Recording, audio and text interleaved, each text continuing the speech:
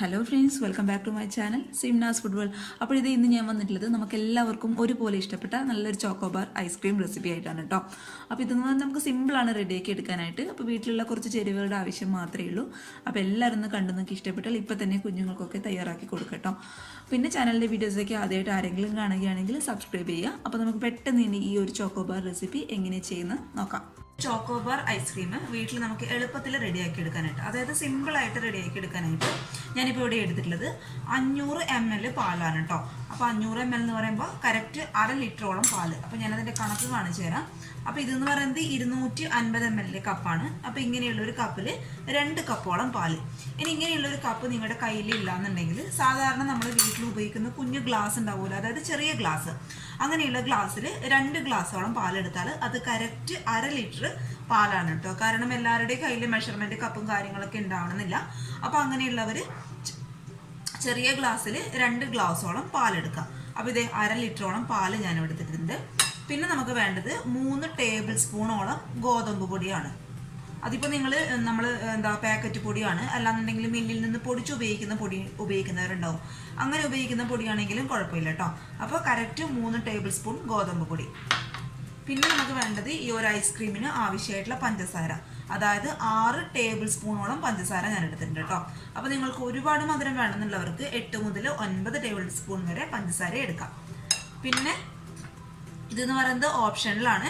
Vanilla essence 1/2 teaspoon മാത്രം, പക്ഷേ complete ആയിട്ട് ഓപ്ഷനിലാണ് കേട്ടോ. കയ്യിലുണ്ടെങ്കിൽ മാത്രം എടുത്താൽ മതി, അതില്ലാന്നുണ്ടെങ്കിൽ കുഴപ്പമൊന്നുമില്ല. പിന്നെ നമ്മളിത് നമ്മുടെ ചോക്കോബാർ ഐസ്ക്രീമാണ് ഉണ്ടാക്കുന്നതുകൊണ്ട് ഇത് ഞാനിപ്പോൾ 2 ഗാലക്സീൻ്റെ 2 ബാർ എടുത്തിട്ടുണ്ട് കേട്ടോ.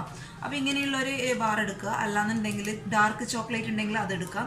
നിങ്ങളുടെ ഇഷ്ടത്തിനനുസരിച്ചിട്ടുള്ള ചോക്ലേറ്റ് എടുക്കുക കേട്ടോ. പിന്നെ 1 ടീസ്പൂണോളം അൺസാൾട്ടഡ് ബട്ടർ നമുക്ക് ആവശ്യമുണ്ട്.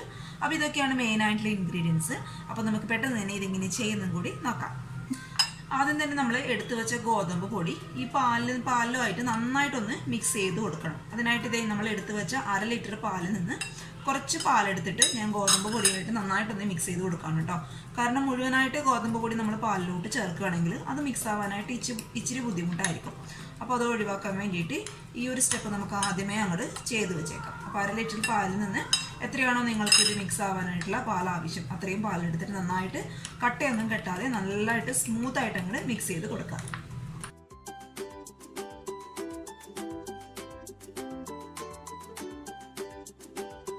അപ്പോൾ ഇതേ ഗോതമ്പ് പൊടി കംപ്ലീറ്റ് ആയിട്ട് ഈ ഒരു പാലിൽ നന്നായിട്ട് മിക്സ് ചെയ്ത് വെച്ചിട്ടുണ്ട്. ഇനി നമുക്ക് എന്ത് ചെയ്യാം, ഈ ഗോതമ്പ് പൊടിയുടെ മിക്സ് നമ്മൾ എടുത്തു വെച്ച പാലിലോട്ട് കംപ്ലീറ്റ് ആയിട്ട് അങ്ങോട്ട് ഒഴിച്ചു കൊടുക്കാം.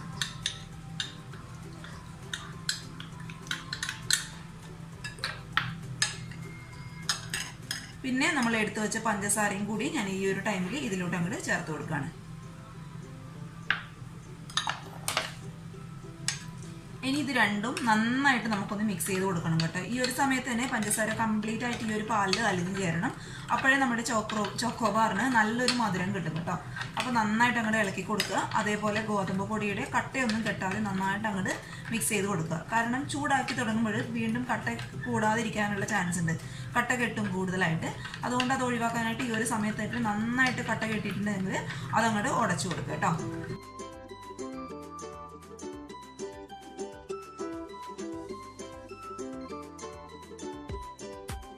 സ്റ്റൗവിൽ ഞാനൊരു പാന് വെച്ച് കൊടുത്തിട്ടുണ്ട്. ആ പാൻ അത്യാവശ്യം ഒന്ന് ചൂടാവുന്ന സമയത്ത് നമ്മൾ നേരത്തെ മിക്സ് ചെയ്ത് വെച്ച പാലിൻ്റെ മിക്സ് കംപ്ലീറ്റ് ആയിട്ട് നമുക്കിത് ഈ ഒരു പാനിലോട്ട് അങ്ങോട്ട് ഒഴിച്ചു കൊടുക്കാം. ഇനി ഇത് കൈവിടാതെ നന്നായിട്ട് അങ്ങോട്ട് മിക്സ് ചെയ്ത് കൊടുക്കുക കേട്ടോ. കാരണം ഗോതമ്പ് പൊടിയായത് കൊണ്ട് ഇത് പെട്ടെന്ന് അങ്ങോട്ട് കട്ട പിടിക്കാനുള്ള ചാൻസ് ഉണ്ട്. അപ്പോൾ അത് ഒഴിവാക്കാൻ വേണ്ടിയിട്ട് കൈ ഇളക്കാതെ കൈവിടാതെ നന്നായിട്ട് അങ്ങോട്ട് മിക്സ് ചെയ്ത് കൊടുക്കുക. പിന്നെ ഒരിക്കലും ഹൈ ഫ്ലെയിമിൽ വെച്ചിട്ട് പാലങ്ങോട്ട് കുറുക്കിയെടുക്കാനായിട്ട് പാടില്ല. കാരണം അറിയാലോ, ഗോതമ്പ് പൊടിയുടെ ഒരു പച്ച ടേസ്റ്റ് അങ്ങോട്ട് കംപ്ലീറ്റ് ആയിട്ട് മാറി കിട്ടത്തില്ല. അതുകൊണ്ട് ലോ ടു മീഡിയം ഫ്ലെയിമിൽ വെച്ചിട്ട് പതുക്കെ അങ്ങോട്ട് കുറുക്കിയെടുക്കുക കേട്ടോ.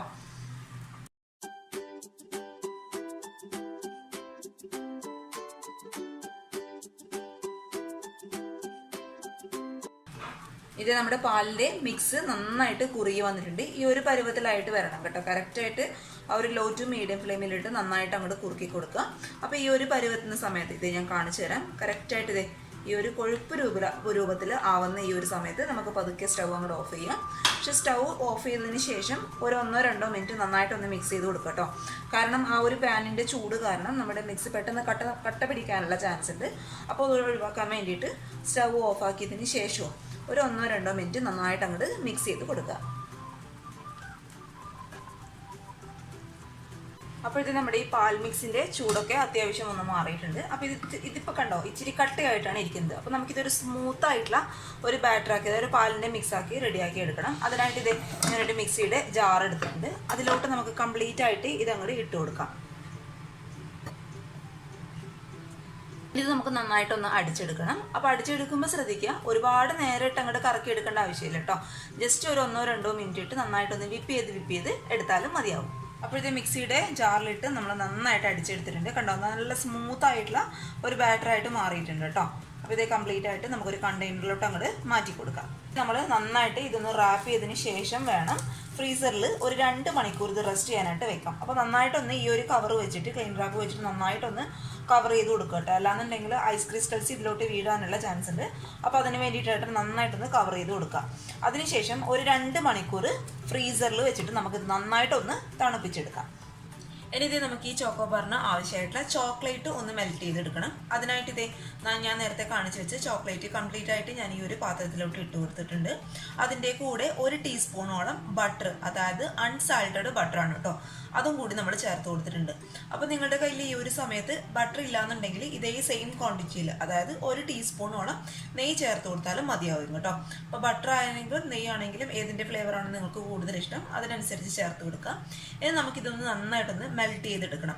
അപ്പോൾ 2 രീതിയിൽ നമുക്കൊന്ന് മെൽറ്റ് ചെയ്തെടുക്കാം. ഒന്ന് ഓവനൊക്കെ ഉള്ള ആൾക്കാരാണെങ്കിൽ ജസ്റ്റ് ഈ ഒരു പാത്രം ഒന്ന് ഓവനിൽ വെച്ച് കൊടുത്ത് 1 മിനിറ്റോളം ചൂടാകുമ്പോൾ ഈ ചോക്ലേറ്റ് നന്നായിട്ടൊന്ന് മെൽട്ടായിട്ട് വരും. അല്ല ഓവൻ ഇല്ലാത്തവരാണെങ്കിൽ നമുക്കിതൊന്ന് ഡബിൾ ബോയിൽ ചെയ്തെടുക്കണം. അതെങ്ങനെയാണെന്ന് ഞാൻ കാണിച്ചു തരാം. അതിനായിട്ട് ഇതൊരു പാത്രത്തിൽ ഞാൻ കുറച്ച് വെള്ളം വെച്ച് കൊടുത്തിട്ടുണ്ട്. ആ വെള്ളം നന്നായിട്ടൊന്ന് തിളയ്ക്കുന്ന സമയത്ത് നമ്മൾ നേരത്തെ എടുത്ത് വെച്ച ചോക്ലേറ്റിൻ്റെ ഈ ഒരു പാത്രം നമുക്കിതിൻ്റെ മുകളിലോട്ടായിട്ട് അങ്ങോട്ട് വെച്ച് കൊടുക്കാം. അപ്പോൾ ഈ ഒരു രീതിയിലാണ് നമ്മളിത് ചോക്ലേറ്റ് മെൽറ്റ് ചെയ്തെടുക്കുന്നത്. ഇതിന് പറയുന്നത് ഡബിൾ ബോയിൽ ചെയ്തെടുക്കാമെന്നാണ് കേട്ടോ. അപ്പോൾ ഇതൊന്ന് ഉരുകി വരുന്ന സമയം വരെ ഇതൊന്നും അനക്കേണ്ട ആവശ്യമില്ല. ഓട്ടോമാറ്റിക്കായിട്ട് പാത്രം ചൂടാവുന്ന സമയത്ത് നമ്മുടെ ചോക്ലേറ്റ് ഉരുകാനായിട്ട് തുടങ്ങും കേട്ടോ. ഉരുകി കഴിഞ്ഞാൽ കണ്ടിന്യൂസ് ആയിട്ട് നന്നായിട്ടൊന്ന് മെൽറ്റ് ആവുന്നവരെ ഒന്ന് ഇളക്കി കൊടുക്കുക. അപ്പോൾ ഇത് നമ്മുടെ ചോക്ലേറ്റ് ഒക്കെ ഒരു 5 മിനിറ്റ് കൊണ്ട് നന്നായിട്ട് മെൽട്ടായിട്ട് വന്നിട്ടുണ്ട്. പിന്നെ ചോക്ലേറ്റ് ഉരുക്കിയെടുക്കുമ്പോൾ ശ്രദ്ധിക്കുക, നിങ്ങളിപ്പോൾ ഉരുക്കിയെടുത്തതിന് ശേഷം ഒരുപാട് കട്ടിയായിട്ടാണ് തോന്നുന്നതെങ്കിൽ അത് വീണ്ടും ലൂസാക്കാനായിട്ട് ഇതിലോട്ട് ഒരിക്കലും പാലോ അല്ലാന്നുണ്ടെങ്കിൽ വെള്ളം ഒന്നും ഒഴിച്ചെടുക്കാനായിട്ട് പാടില്ല കേട്ടോ. ആ ഒരു നിമിഷത്തിന് ഇത് മുഴുവനായിട്ട് ചോക്ലേറ്റ് അങ്ങ് കട്ട പിടിക്കാനായിട്ട് തുടങ്ങും. അതുകൊണ്ട് ലൂസ് ആവാനായിട്ട് അതിൽ ചേർത്ത് കൊടുക്കേണ്ടത് വീണ്ടും 1 ടീസ്പൂണോളം ബട്ടറോ അല്ലാന്നുണ്ടെങ്കിൽ ഞാൻ നേരത്തെ പറഞ്ഞ പോലെ നെയ്യോ ഒഴിച്ചു കൊടുക്കുക. ഞാൻ നേരത്തെ പറഞ്ഞ പോലെ ഒരിക്കലും പാലോ അല്ലാന്നുണ്ടെങ്കിൽ വെള്ളം ഒഴിച്ചു കൊടുക്കാനായിട്ട് പാടില്ല. ഇതിപ്പോൾ എൻ്റെ ഈ ചോക്ലേറ്റ് ഏകദേശം ഒരു 5 മിനിറ്റ് കൊണ്ട് നന്നായിട്ട് മെൽട്ടായിട്ട് വന്നിട്ടുണ്ട്. അപ്പോൾ ഓരോ ചോക്ലേറ്റിൻ്റെ ഇതുപോലെ ഇരിക്കും കേട്ടോ. ഒരുപാട് ഹാർഡായിട്ടുള്ള ചോക്ലേറ്റ് ഒക്കെ ആണെങ്കിൽ ഇച്ചിരി ടൈം എടുക്കും. പിന്നെ ഒരുപാട് ലൂസായിട്ടൊക്കെ ചോക്ലേറ്റ് ആണെങ്കിൽ പെട്ടെന്ന് അങ്ങോട്ട് മെൽട്ടായി കിട്ടും. ഇനി നമുക്ക് ഈ ഒരു പരുവത്തുന്ന സമയത്ത് സ്റ്റൗ അതൊക്കെ അങ്ങോട്ട് ഓഫ് ചെയ്ത് കൊടുക്കാം. അപ്പോൾ ഇത് ഞാൻ ഈ ചോക്കോബാർ ഇത് ഇങ്ങനെയുള്ള ഒരു പേപ്പർ ഗ്ലാസ്സിലാണ് കേട്ടോ സെറ്റ് ചെയ്യാനായിട്ട് പോകുന്നത്. അപ്പോൾ ഇങ്ങനെയുള്ള ഒരു ഗ്ലാസ് ഇല്ലാന്നുണ്ടെങ്കിൽ സാരമൊന്നുമില്ല, നമ്മൾ സാധാരണ വീട്ടിൽ ഉപയോഗിക്കുന്ന സ്റ്റീലിൻ്റെ ഗ്ലാസ് അല്ലാന്നുണ്ടെങ്കിൽ ചില്ലിൻ്റെ ഗ്ലാസ്, ഏത് ഗ്ലാസ് വേണമെങ്കിലും ഉപയോഗിക്കാം കേട്ടോ. ഞാനിപ്പോൾ നല്ലൊരു ഷേപ്പ് കിട്ടാൻ വേണ്ടിയിട്ടാണ് ഇങ്ങനെയുള്ളൊരു ഗ്ലാസ് എടുത്തിട്ടുള്ളത്. അതിന് നമ്മൾ ഞാൻ ഉരുക്കി വെച്ച്, അതായത് മെൽറ്റ് ചെയ്ത് വെച്ച ചോക്ലേറ്റ് ഈ 2 ഗ്ലാസ്സിലും കുറച്ച് ഒഴിച്ചു കൊടുത്തിട്ടുണ്ട്. ഇനി നമുക്കതൊന്ന് റൗണ്ട് ചെയ്ത് കൊടുക്കാം. കറക്റ്റ് ആ ഒരു ഷേപ്പ് കിട്ടാൻ വേണ്ടിയിട്ട് ജസ്റ്റ് ഇങ്ങനെ ചോക്ലേറ്റ് എല്ലാ ഭാഗത്തും ആവാൻ വേണ്ടിയിട്ട് ജസ്റ്റ് ഒന്ന് ഇതുപോലെ അങ്ങോട്ട് റൗണ്ട് ചെയ്ത് കൊടുക്കുക കേട്ടോ. അതെ, ബാക്കി വരുന്ന മാവ് നമുക്ക് വീണ്ടും ഇതിലോട്ട് അങ്ങോട്ട് ആക്കി കൊടുക്കുക കേട്ടോ. അല്ലാന്നുണ്ടെങ്കിൽ അവിടെ കട്ട പിടിച്ചിരിക്കും. അതുകൊണ്ട് ബാക്കി വരുന്ന മാവ് നമുക്ക് പതുക്കെ എല്ലായിടത്തും ആയെന്ന് ഉറപ്പ് വരുത്തിയതിന് ശേഷം മാത്രം ഈ ഒരു പാത്രത്തിലോട്ട് വീണ്ടും അങ്ങോട്ട് ഒഴിച്ചു കൊടുക്കാം.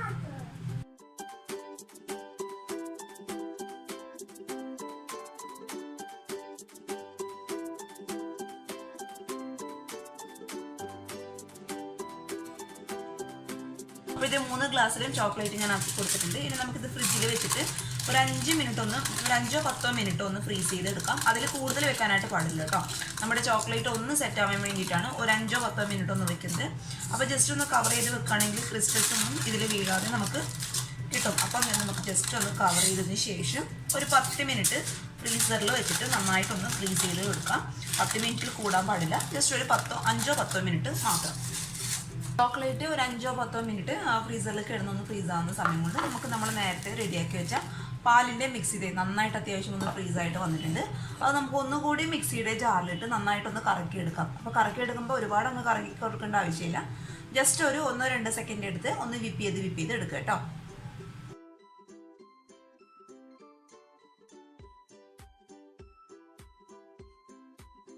അടിച്ചെടുക്കുന്നതിന് മുന്നേ ഇനി ഞാൻ ഇതിലോട്ട് ചേർത്ത് കൊടുക്കാൻ പോകുന്നത് 1/2 ടീസ്പൂണോളം വാനില എസൻസ് ആണ്.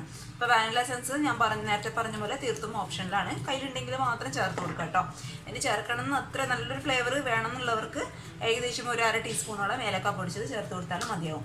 ഇനി ഇത് നേരത്തെ പറഞ്ഞ പോലെ ഒരു 1-2 സെക്കൻഡ് നമുക്ക് നന്നായിട്ട് ഒന്ന് വിപ്പ് ചെയ്തെടുക്കാം. ഇത് നമ്മൾ മിക്സിയിൽ അടിച്ചെടുക്കുന്ന ആ ഒരു സമയം കൊണ്ട് അതായത് ഏകദേശം ഒരു 5-10 മിനിറ്റ് കൊണ്ട് നമ്മുടെ ചോക്ലേറ്റ് ഒക്കെ ഈ ഒരു ഗ്ലാസ്സിൽ അത്യാവശ്യം ഒന്ന് സെറ്റായിട്ട് വന്നിട്ടുണ്ട്. ഒരുപാട് സെറ്റാകാൻ കാത്ത് നിൽക്കണ്ട കേട്ടോ.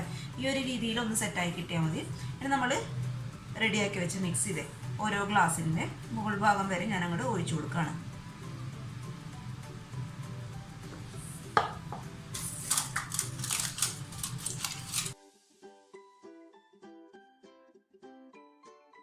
പിന്നെ ഞാൻ നിങ്ങൾക്ക് എടുത്തു പറയേണ്ട ഒരു കാര്യം, ചോക്ലേറ്റ് നമ്മൾ ആദ്യം സെറ്റ് ചെയ്യാൻ വെക്കുന്ന ടൈം എന്ന് പറയുന്നത് കൂടി പോകാൻ പാടില്ല. കറക്റ്റ് ഒരു 5-10 മിനിറ്റ് മാത്രം കേട്ടോ. ഒരുപാട് ആയിക്കഴിഞ്ഞാൽ ചോക്ലേറ്റ് ആ ഒരു ഗ്ലാസ്സിൽ തന്നെ ഒട്ടിപ്പിടിച്ചിരിക്കും. ഇതിൻ്റെ കൂടെ നമുക്കിങ്ങനെ വിട്ട് കിട്ടത്തില്ല. അതുകൊണ്ട് 5-10 മിനിറ്റ് മാത്രം വെച്ചാൽ മതി.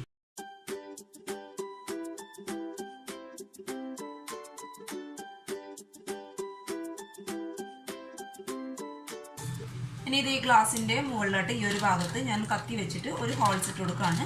നമുക്ക് സ്റ്റിക്ക് ഇതിൽ ഇറക്കി വെക്കാൻ പാകത്തിലുള്ള രീതിയിൽ ഒരു കുഞ്ഞു ഹോൾസ് ഇട്ട്, ഒരുപാട് വേണ്ട. അപ്പോൾ നമുക്ക് സ്റ്റിക്ക് കറക്റ്റായിട്ട് ഇതിലോട്ട് അങ്ങോട്ട് ഇറക്കി വെക്കാനായിട്ട് പറ്റും. അപ്പോൾ അടുത്ത ഗ്ലാസ്സിനും കൂടി നമുക്ക് ചെയ്ത് കൊടുക്കാം.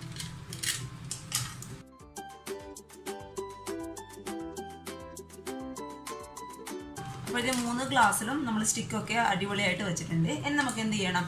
ചുരുങ്ങിയത് ഇതൊരു 8 മണിക്കൂറെങ്കിലും ഫ്രീസറിൽ ഇട്ടിട്ട് നന്നായിട്ടൊന്ന് ഫ്രീസാക്കി എടുക്കണം. അപ്പോൾ തലേന്നൊക്കെ ചെയ്ത് വെക്കുകയാണെങ്കിൽ പിറ്റേന്ന് രാവിലെ ആകുമ്പോഴേക്കും കറക്റ്റായിട്ട് നമുക്ക് സെറ്റായിട്ട് കിട്ടും. അപ്പോൾ നമുക്ക് എന്ത് ചെയ്യാം? കറക്റ്റ് ഒരു 8 മണിക്കൂറെങ്കിലും ഫ്രീസറിൽ വെച്ചിട്ട് നന്നായിട്ട് ഇതൊന്ന് ഫ്രീസ് ചെയ്ത് എടുക്കാം. അപ്പോൾ ഇത് നമ്മൾ ഇന്നലെ ഫ്രീസറിൽ വെച്ചിട്ട് ഐസ്ക്രീമൊക്കെ നന്നായിട്ട് സെറ്റായിട്ട് വന്നിട്ടുണ്ട്. അപ്പോൾ നിങ്ങൾ ഗ്ലാസ്സിൽ അല്ലാന്നുണ്ടെങ്കിൽ നമ്മൾ വീട്ടിൽ ഉപയോഗിക്കുന്ന ചില്ലിൻ്റെ ഗ്ലാസ്സിൽ അല്ലെങ്കിൽ സ്റ്റീലിൻ്റെ ഗ്ലാസ്സിലാണ് ഐസ്ക്രീം സെറ്റ് ചെയ്യാൻ വെച്ചതെങ്കിൽ നമ്മളിത് ഫ്രീസറിൽ നിന്ന് എടുത്ത് നമുക്കിത് പെട്ടെന്ന് വിട്ട് കിട്ടാൻ വേണ്ടിയിട്ട് ജസ്റ്റ് ഇളം ചൂടുള്ള വെള്ളത്തിൽ ഒരു 1-2 സെക്കൻഡ് ഒന്ന് നമ്മുടെ ഈ ഗ്ലാസ് ഒന്ന് ഡിപ്പ് ചെയ്ത് കൊടുക്കുക കേട്ടോ. എൻ്റെ ഇപ്പോൾ പേപ്പർ ഗ്ലാസ് ആയതുകൊണ്ട് പെട്ടെന്ന് തന്നെ നമ്മൾ കൈ കൊണ്ട് ഇങ്ങനെ മുറിച്ച് കാണിക്കുമ്പോൾ തന്നെ പെട്ടെന്ന് ഇങ്ങോട്ട് പോരുന്നുണ്ട്. അപ്പോൾ ഞാൻ ഉദ്ദേശിക്കുന്നത് വെച്ചാൽ നിങ്ങൾ സ്റ്റീലിൻ്റെ ഗ്ലാസ്സിലോ അല്ലാന്നുണ്ടെങ്കിൽ മറ്റേ ഗ്ലാസ്സിലാണോ വയ്ക്കുന്നതെങ്കിൽ ജസ്റ്റ് ഒരു 1-2 സെക്കൻഡ് ചൂടുവെള്ളത്തിലൊന്ന് ഡിപ്പ് ചെയ്യുക. ഒരുപാട് സമയം ചൂടുവെള്ളത്തിൽ വെക്കാനായിട്ട് പാടില്ല. നമ്മുടെ ഐസ്ക്രീം അലിഞ്ഞു പോകാനുള്ള ചാൻസ് ഉണ്ട്. ഒന്ന് ഡിപ്പ് ചെയ്തതിന് ശേഷം ഈ സ്റ്റിക്ക് ഒന്ന് കറക്കിയെടുക്കുമ്പോഴേക്കും ഈ ഐസ്ക്രീം പെട്ടെന്ന് ആ ഒരു ഗ്ലാസ്സിൽ നിന്ന് ഇങ്ങോട്ട് വിട്ട് വരും കേട്ടോ. അപ്പോൾ എല്ലാവരും ഒന്ന് ട്രൈ ചെയ്ത് നോക്കുക. നല്ല ടേസ്റ്റി ആയിട്ടുള്ള ഐസ്ക്രീമാണ്. പിന്നെ നമ്മൾ കടയിൽ നിന്ന് വാങ്ങിക്കുന്ന ചോക്കോബാറിൻ്റെ അതേ ഒരു ടേസ്റ്റ് ഉണ്ടെന്ന് ഒരിക്കലും ഞാൻ പറയില്ല കേട്ടോ. എന്നാലും നമുക്ക് സിമ്പിളായിട്ട് റെഡിയാക്കി എടുക്കാൻ പറ്റിയ നല്ലൊരു ഐസ്ക്രീമിൻ്റെ റെസിപ്പിയാണ് കേട്ടോ. അപ്പോൾ കുഞ്ഞുങ്ങൾക്കൊക്കെ ഉള്ളവർ ഇപ്പോൾ തന്നെ റെഡിയാക്കി കൊടുക്കുക. എല്ലാവർക്കും തീർച്ചയായിട്ടും ഇഷ്ടപ്പെടുന്ന നല്ലൊരു റെസിപ്പിയാണ്. പിന്നെ ചാനലിൻ്റെ വീഡിയോസൊക്കെ ആദ്യമായിട്ട് ആരെങ്കിലും കാണുകയാണെങ്കിൽ സബ്സ്ക്രൈബ് ചെയ്യുക. പിന്നെ ചോക്കോബാർ ഐസ്ക്രീം ഇഷ്ടപ്പെട്ടവർ ഇപ്പോൾ തന്നെ വീഡിയോ ലൈക്ക് ചെയ്തോളൂ കേട്ടോ. അപ്പോൾ നാളെ ഒരു നല്ല വീഡിയോ ആയിട്ട് കാണാൻ വരെ. Thank you for watching Simna's football. By.